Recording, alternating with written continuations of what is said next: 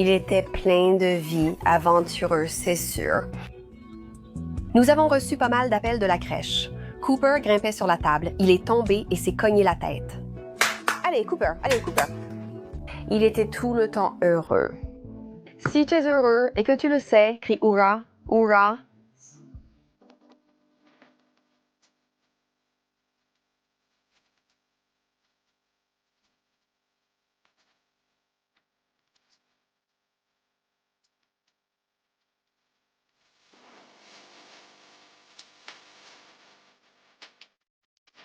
Bienvenue, je suis Cassie et voici un monde maléfique. Je vais vous raconter l'histoire d'un garçon lentement torturé sous le soleil. Beaucoup pensent que n'a pas fait théâtre, que ce père a fait souffrir son fils volontairement, mais d'autres estiment que c'était simplement une erreur d'inattention. Dites-moi ce que vous en pensez à la fin de la vidéo, voici l'histoire de Cooper Harris.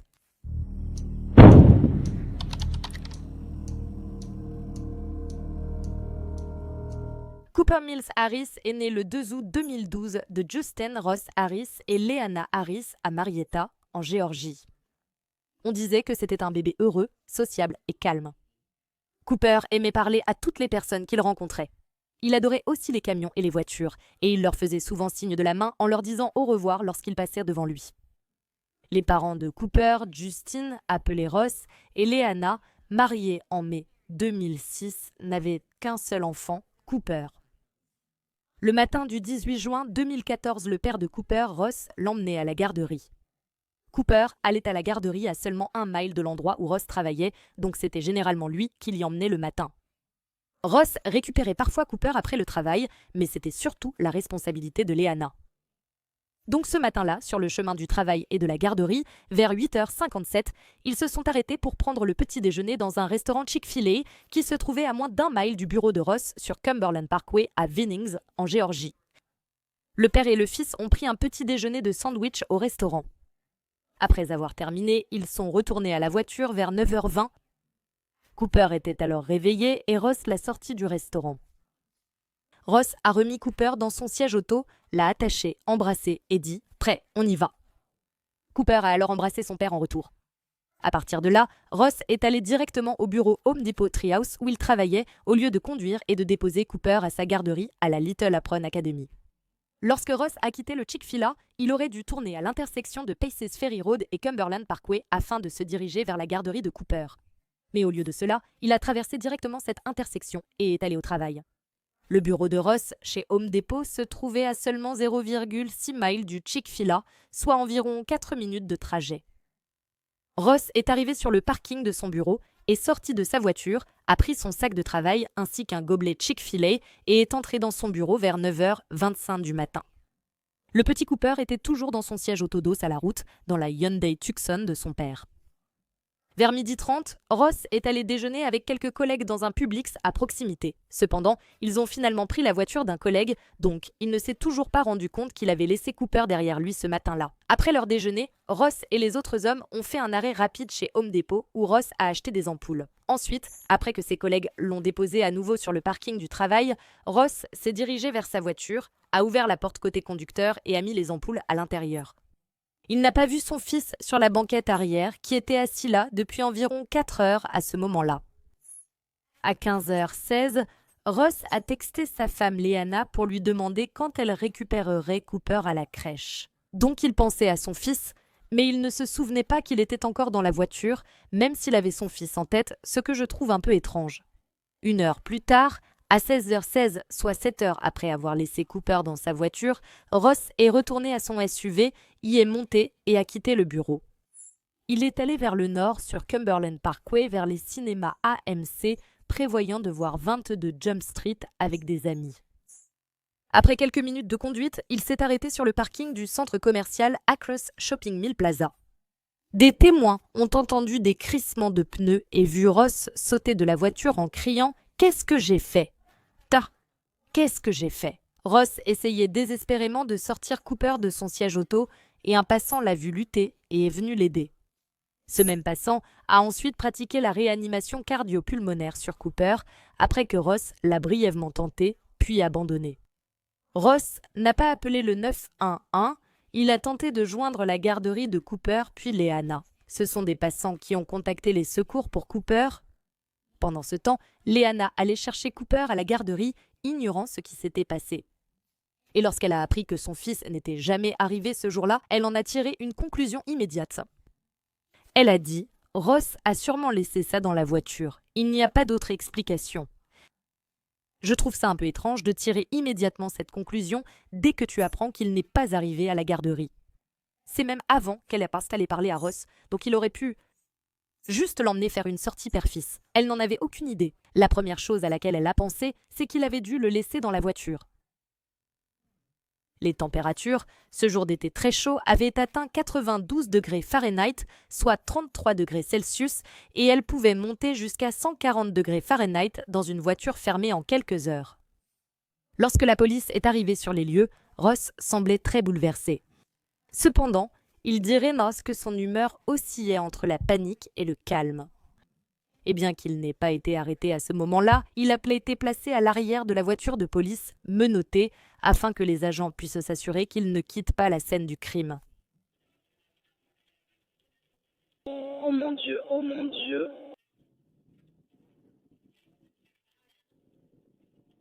J'ai besoin de votre pièce d'identité, s'il vous plaît. Où est-elle? Quoi? J'ai besoin de votre pièce d'identité. Nous en avons besoin. Je ne suis pas... Écoutez, je vous donne ma... Ferme ta putain de gueule et attends, mon fils vient de mourir. Il faudrait bien de surveiller ton putain de langage. D'accord.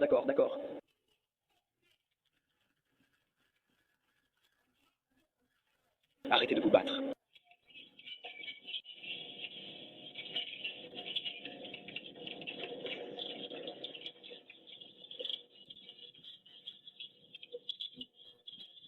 Enlève les menottes et je me calmerai. Je suis vraiment énervé. Je comprends, mais tu n'aides pas pour l'instant.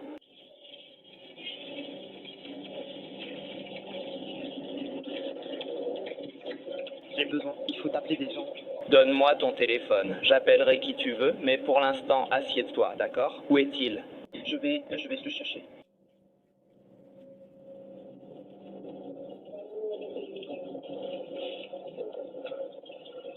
Je comprends. Qui as-tu besoin d'appeler? Je travaillais...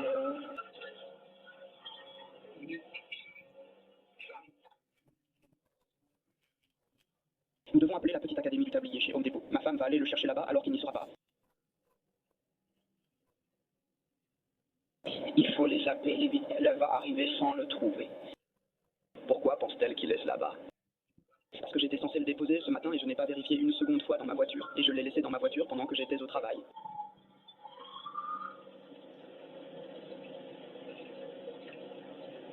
Comment tu t'appelles? Ross. Ross? R-O-S-S? Oui.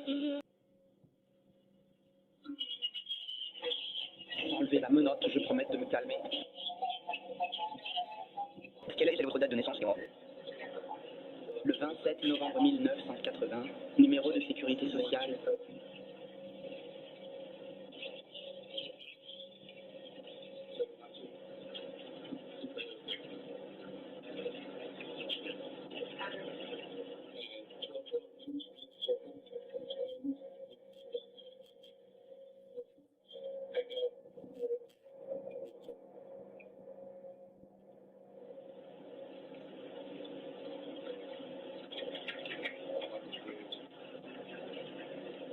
Comment s'appelle votre fils? Cooper. Le même nom de famille? Oui. Date de naissance? Le 8 février 2012. Nous devons appeler l'académie du petit tablier au plus vite, officier Piper. Je comprends. Quel est le nom de votre femme? Leanna, L-E-A-N-N-A.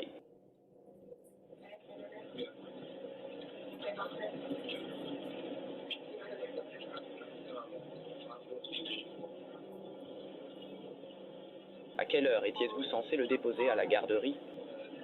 Vers 9 heures. Je jure que je l'ai déposé. Je pensais l'avoir fait. À quelle heure deviez-vous le faire? Pas d'heure précise, c'est sur mon trajet du travail. En général, je le fais vers 8h30 ou 9h. Entrez complètement, d'accord? Et je ne suis pas complètement. Des agents affirment que vous l'avez laissé dans la voiture. Au-delà de votre pleine coopération, nous allons devoir amener... Je travaillais dans les forces de l'ordre, je suis juste vraiment bouleversé. Vous avez le droit de l'être. Il faut que vous retourniez complètement dans la voiture. Là, on est en train de... Reculez-vous complètement. Laissez-moi vous demander. Reculez-vous complètement. L'arrière de la voiture est sécurisé. Monte dans la voiture, tu ne quittes pas les lieux. Monte dans la voiture. Je ne vais pas quitter les lieux. Je sais que tu ne vas pas le faire. Tu montes dans la voiture. Monte dans la voiture. Monte dans la voiture. Qu'est-ce que j'ai fait?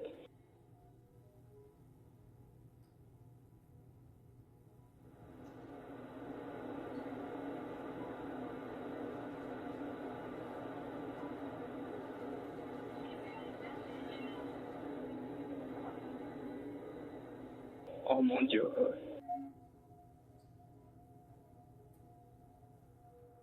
Oh mon Dieu, qu'ai-je fait? Mon garçon. Mon garçon. Mon garçon.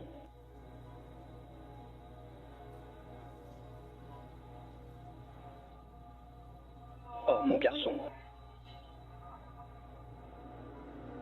La police estime que Cooper est mort vers midi, environ 2h30 après que Ross l'a laissé dans la voiture.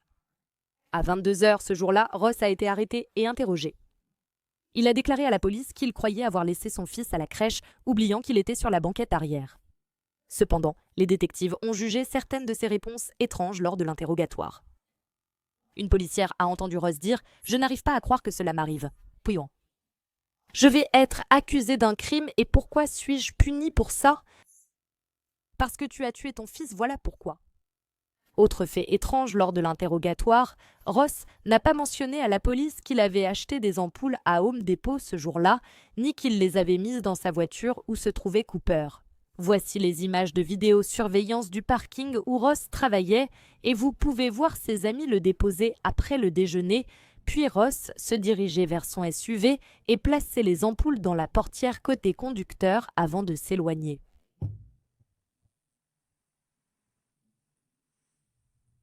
Attention si vous voyez l'intérieur du véhicule. Non. D'accord. Eh bien, avez-vous vu comme une silhouette floue passer devant le pare-brise, là? On dirait qu'un bras passe à l'intérieur. Leanna Harris, arrivée au commissariat pour voir son mari, a été autorisée à entrer dans la salle d'interrogatoire. Bien qu'il soit d'abord bouleversé, la tension est retombée puis l'ambiance est devenue étrange. Leanna a demandé à Ross s'il avait trop parlé à la police. Ross a également dit à Leanna qu'il ne ramènerait pas Cooper s'il le pouvait. C'est exact, j'ai bien dit qu'il ne le ferait pas. Il a dit que c'était parce qu'il était au paradis. Mais quel parent dirait qu'il ne ramènerait pas son enfant s'il le pouvait? Un parent coupable, à mon avis. L'autopsie du lendemain a confirmé la mort de Cooper par hyperthermie. Son corps présentait des blessures compatibles avec une tentative de se libérer de son siège auto pendant qu'il mourait. Il avait des égratignures au visage et à l'arrière de la tête et du cou. Au départ, la police pensait que la mort du tout-petit était un oubli, mais les soupçons ont grandi au fil de l'enquête. Rapidement, ils ont déclaré ne pas croire à un accident et ont accusé Ross du meurtre de son fils. Il a été inculpé de meurtre avec préméditation, de meurtre criminel, de cruauté envers les enfants, de diffusion de documents nuisibles à des mineurs et d'exploitation sexuelle d'enfants. Je vais revenir sur ces deux dernières accusations dans un instant, car elles ne concernent pas Cooper, mais elles sont liées au jour de sa mort. Ross Harris a plaidé non coupable. L'arrestation et l'inculpation de Ross ont suscité une vague de sympathie et un débat sur la nécessité de punir le père.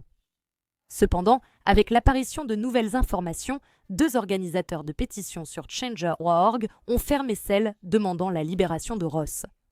Les témoins sur la place commerçante d'Acremill, où Ross s'était arrêté en découvrant la mort de Cooper, avaient tous des avis divergents sur sa culpabilité.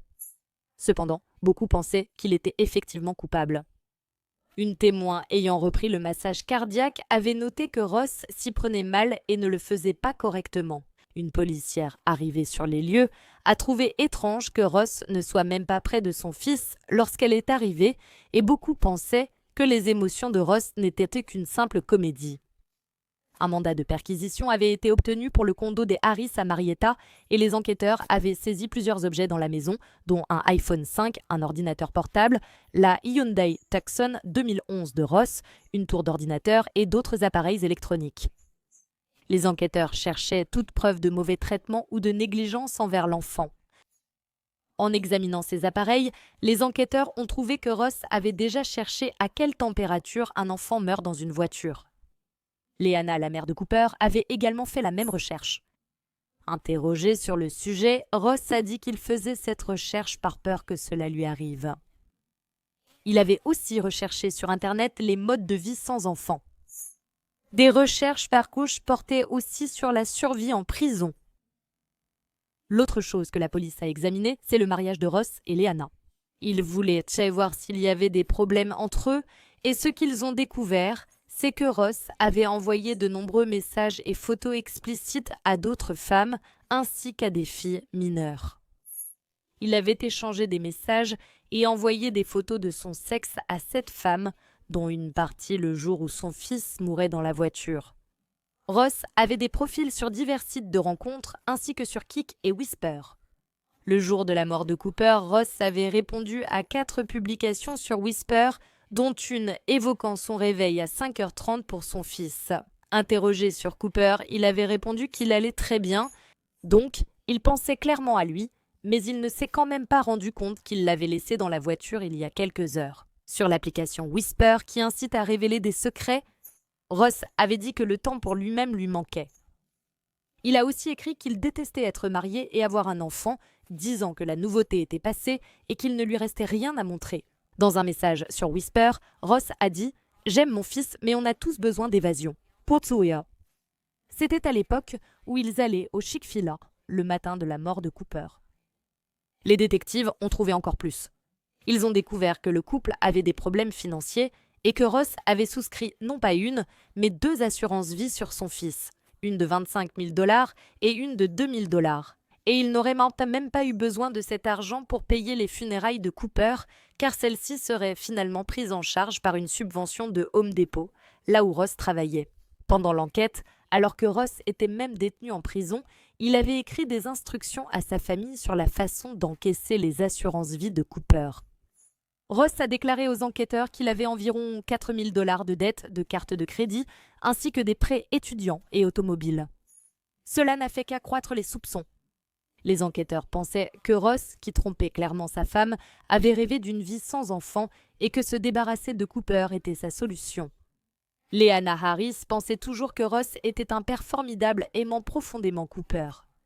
Ross avait déjà dit à Leanna que pendant son trajet du Chick-fil-A à son bureau, il n'avait pas entendu un seul bruit de Cooper, ce qui lui avait fait croire que Cooper dormait simplement et c'est ainsi qu'il l'avait oublié. Leanna approuvait Ross et disait que Cooper, repu de biscuits à la saucisse, s'était endormi. C'était un trajet de 4 minutes. Je sais que les enfants s'endorment facilement, mais c'était un trajet de 4 minutes. Il y avait aussi le fait que les enseignants de la crèche de Cooper disaient que lorsqu'il était déjà allé prendre le petit déjeuner avec son père le matin, il arrivait ensuite plein d'énergie.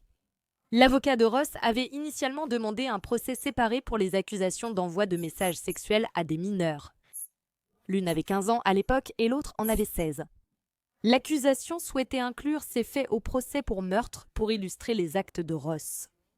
Pendant que Cooper était en train de mourir dans la voiture surchauffée, ces accusations finiraient par être incluses dans le procès pour meurtre comme le souhaitait l'accusation. Le procès de Ross devait d'abord avoir lieu dans le comté de Cobb. Le juge a accordé à la défense un changement de lieu, déplaçant le procès à Brunswick, comté de Glynn, car les médias locaux avaient influencé les jurés potentiels du comté de Cobb. Le procès de Ross Harris a débuté en janvier 2016. Son avocate soutenait que la mort de Cooper était accidentelle et que les preuves de l'État ne démontraient pas le contraire. Cependant, le ministère public pensait que Ross avait délibérément tué son fils en le laissant dans la voiture chaude ce jour-là. Les procureurs ont affirmé que Ross avait délibérément laissé Cooper dans la voiture pour poursuivre ses relations extra-conjugales. Ils pensaient que Ross voulait une vie sans enfant. La défense affirmait que Ross n'avait laissé son fils dans la voiture qu'en raison d'un changement dans sa routine quotidienne. Le Chick-fil-A où Ross avait emmené Cooper était, comme dit, à seulement 0,6 miles de son travail. Le père et le fils étaient déjà allés à ce Chick-fil-A pour le petit déjeuner avant que Ross dépose Cooper à la garderie. Comment peut-on oublier son enfant en si peu de temps? En 4 minutes, environ un demi-mile. Comment? Au total, l'accusation fera comparaître 51 témoins et la défense en fera comparaître 18. La technicienne de scène de crime du comté de Cobb a été le premier témoin de l'État. Des images choquantes ont été présentées au jury, montrant le corps du garçon sur l'asphalte près du SUV argenté de son père en juin 2014. Sur ces images, les yeux de Cooper étaient ouverts, ses jambes pliées et figées, conséquence de la rigidité cadavérique après être resté assis dans la voiture surchauffée. Plusieurs témoins ont témoigné du comportement de Ross sur les lieux, y compris quelques policiers. Un policier a déclaré qu'à leur arrivée ce jour-là, Ross n'était même pas près de son fils.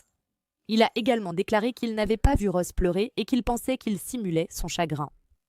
Le policier a déclaré que Ross alternait entre calme et cris stridents, un comportement incompréhensible. La policière ayant conduit Ross au commissariat a témoigné que Ross avait tenté de discuter en route, ce qui l'a surprise venant d'une personne ayant perdu son enfant. La policière a dit qu'encore une fois au commissariat, Ross avait essayé d'engager ce qu'elle a décrit comme une conversation décontractée et il avait commenté que les menottes qu'elle avait utilisées étaient différentes de celles qu'il utilisait lorsqu'il travaillait pour la police en Alabama. « D'accord, super, ton enfant vient de mourir. Qui se soucie des menottes dans ce genre de moment ?» Sujet étrange à aborder. Un témoin a décrit les vains efforts de Ross pour réanimer le corps de son fils. Le témoin a déclaré que Ross avait tenté de réanimer son fils mais s'était arrêté après quelques compressions et insufflations. La défense de Ross a soutenu que son client, accablé de chagrin, n'a pas pu se concentrer pour effectuer le massage cardiaque. Ensuite, le jury a été informé des preuves. Ils avaient été des preuves que Ross envoyait des messages sexuels à 6 autres femmes ainsi qu'à 2 mineurs. Ils ont parlé du fait qu'il envoyait des messages à des femmes depuis des mois et qu'il avait rencontré des prostituées à l'insu de sa femme. L'accusation affirme que le jour de sa mort, Cooper envoyait des messages à une jeune fille de 16 ans pour obtenir des photos intimes. L'avocate de Ross a contesté le témoignage sur les sextos, jugeant ce point hors sujet pour la mort de Cooper, mais sa demande a été rejetée. L'avocate de Ross a reconnu que les sextos de son client étaient grossiers, sales et explicites, mais a affirmé que sa vie sexuelle, aussi perverse ou immorale soit-elle, n'a aucun lien avec l'oubli de ce petit garçon. Rien. Les preuves de l'État comprenaient également plusieurs photos que Ross avait envoyées de son pénis à des femmes le jour où Cooper est mort, et ils ont mentionné le fait qu'il avait rencontré des prostituées seulement quelques jours avant la mort de son fils. Le comportement sexuel de Ross a aussi perturbé des moments avec son fils. Il a envoyé des photos de ses parties génitales à plusieurs femmes lors d'un match des Atlanta Braves avec son fils.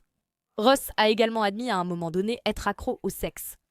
Les preuves ont aussi révélé que Leanna savait déjà l'infidélité de son mari. Elle avait en fait demandé le divorce en février 2016. Leanna a déclaré au tribunal en défense que bien que Ross ait ruiné sa vie et l'ait humiliée, il n'aurait jamais tué leur fils intentionnellement. Leanna a aussi déclaré que le siège auto de Cooper était dos à la route et installé au milieu, à l'arrière du Hyundai Tucson de Ross. Elle a dit que la tête de Cooper était à au moins 5 cm du haut du siège.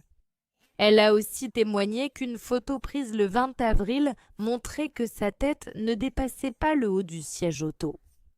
Leanna a dit que Cooper n'avait pas grandi récemment, même si une enseignante de la garderie affirmait le contraire. La défense a également fait appel à plusieurs témoins de moralité pour Ross et en général, ils ont déclaré que c'était un père aimant. L'accusation a insisté auprès des témoins qu'ils ignoraient ces liaisons extra-conjugales. Avant le procès, les enquêteurs avaient reconstitué autant de détails de la scène du crime que possible et ce qu'ils ont découvert n'a pas joué en faveur de Ross. Ils ont découvert que Ross aurait effectivement pu voir son fils sur la banquette arrière depuis sa position sur le siège du conducteur. Les enquêteurs ont aussi constaté que Ross avait reçu ce jour-là un courriel groupé de la garderie de Cooper sans que cela ne lui rappelle son fils. Il a également été dit que Ross aurait dû remarquer l'odeur épouvantable dans la voiture lorsqu'il y est entré cet après-midi-là, car l'odeur était apparemment insupportable. D'après les enseignants de la Little Apron Academy, Ross déposait généralement son fils à la garderie entre 8h30 et 8h45 en allant au travail. Cependant, il était souvent en retard, et les jours où cela arrivait, il prévenait la garderie au plus tard à 8h40 du matin. Mais le jour où Cooper est décédé à 8h55 du matin, soit 15 minutes après l'heure habituelle à laquelle il appelait, Ross et son fils quittaient le Chick-fil-A. Ross n'a plus appelé la Little Apron Academy pour signaler leur retard ou que Cooper avait déjà pris son petit déjeuner, contrairement à avant.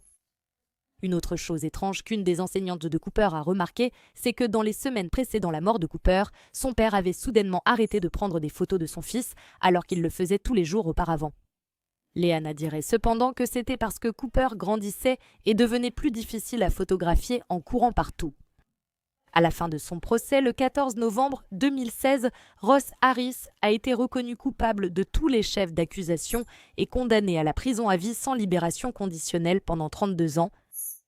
En janvier 2017, l'équipe juridique de Ross a demandé un nouveau procès, affirmant que la révélation de ses nombreuses liaisons et de sa dépendance sexuelle avait compromis l'équité du procès.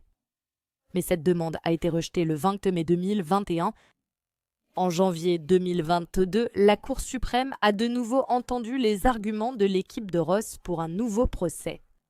Suite à cela, le 22 juin 2022, la Cour a décidé que les preuves présentées lors du procès de Ross concernant ses activités sexuelles n'avaient servi qu'à le faire passer pour un salaud. Par conséquent, la condamnation de Ross pour meurtre ainsi que son chef d'accusation de cruauté envers les enfants a été annulée. Et en raison du fait que le mode de preuve crucial admis lors du premier procès n'était plus disponible pour l'État, le procureur du district a pris la décision difficile de ne pas rejuger Ross Harris. Donc, il s'en sort pour son crime. Ross reste cependant condamné pour tentative de crime d'exploitation sexuelle d'enfants et diffusion de documents nuisibles à des mineurs. Il lui reste encore environ 5 ans et demi à purger avant sa libération. À ce jour, la mère de Cooper, Leanna, ne pense toujours pas que son ex-mari Ross ait planifié le meurtre de leur fils, ni qu'il mérite la prison à vie. Les funérailles du petit Cooper ont eu lieu le 28 juin 2014 à l'église University Church of Christ à Tuscaloosa, en Alabama, suivies d'une inhumation privée au cimetière Tuscaloosa Memorial Park. Merci d'avoir écouté l'histoire de Cooper aujourd'hui. Le père de Cooper était trop centré sur lui-même et préoccupé par ses désirs pour bien s'occuper de son fils. S'il n'avait pas eu toutes ces relations en dehors de son mariage, il n'aurait peut-être pas oublié son fils dans la voiture ce jour-là. Qu'il l'ait fait exprès ou non, personnellement, je crois qu'il l'a fait intentionnellement. Et c'est aussi incroyable pour moi que Leanna n'ait aucun doute dans son esprit que Ross est innocent. Donc si vous aimez les histoires criminelles et que vous voulez les entendre de ma part, n'oubliez pas d'appuyer sur le bouton s'abonner ci-dessous et d'activer les notifications aussi, comme ça vous saurez quand je publie une nouvelle vidéo, ce qui arrive 2 à 3 fois par semaine. Merci d'avoir suivi Un Monde Maléfique, à bientôt, prenez soin de vous, salut.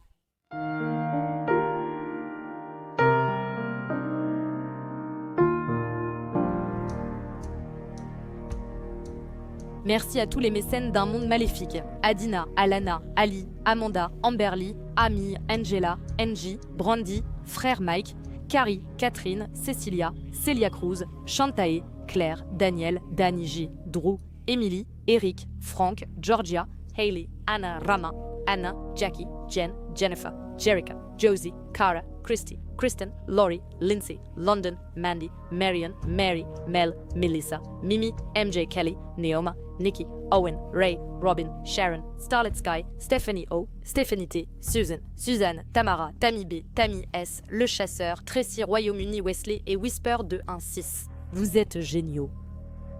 Un Monde Maléfique est encore plus présent sur Patreon.